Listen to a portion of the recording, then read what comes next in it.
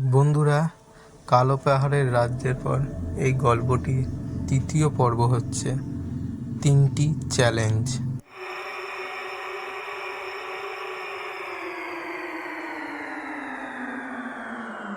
রিমি আর সায়নের সামনে 3টি পথ।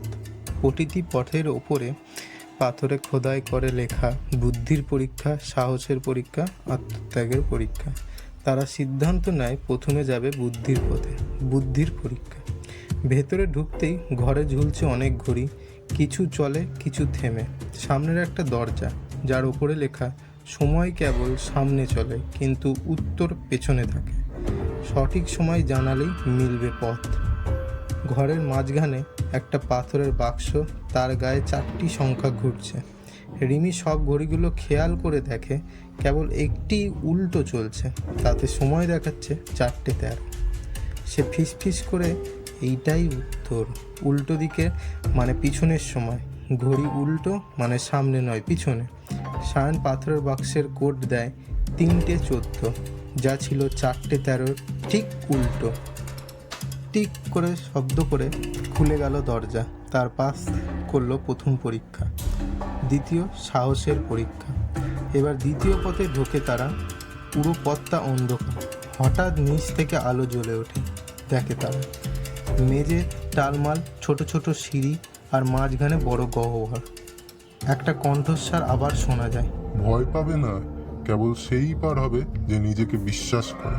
সায়ন একটু পিছিয়ে গেল, কিন্তু রিমি দড়ি বেঁধে ঝাঁপিয়ে পড়ল এক পাশ থেকে অন্য পাশে। মাটি নামার সঙ্গে সঙ্গে একটা সেতু নিজে থেকে বেরিয়ে এলো। সায়ন অবাক হয়ে বলে, তুই লাফ দিতেই পথ খুলে গেল? মানে ভয় জয় করলেই পথ দেখা দেয়। তার পেরিয়ে গেল দ্বিতীয় চ্যালেঞ্জ। তৃতীয় পরীক্ষা হচ্ছে শেষ পথটা সবচেয়ে কঠিন। ঘরে একটা টেবিলে রাখা একখানা বাক্স, পাশে লেখা চাবি তখনই মিলবে যখন তুমি নিজের সবচেয়ে প্রিয় জিনিসটা ত্যাগ করবে। সায়ন ভাবতে লাগলো, আর রিমি ব্যাগ থেকে বের করলো ছোট্ট একটা পুরনো ডায়েরি। ওটা ছিল রিমির মায়ের দেওয়া, যার মধ্যে তার প্রথম অভিযানের লেখা ছিল।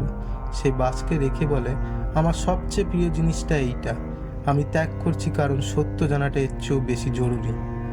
আলোয় ভরে উঠল ঘর। সেই বক্সের ভেতর থেকে উঠে এলো একটা সোনালি চাবি, আর সাথে আরও একখানা মানচিত্র। ছায়ামূর্তি আবার আবির্ভূত হয়ে বলে, তোমরা পরীক্ষায় উত্তীর্ণ, কিন্তু চাবি কেবল দরজা খুলবে। সত্য জানার জন্য তোমাদের যেতে হবে শেষ গন্তব্য, আয়নার নগর।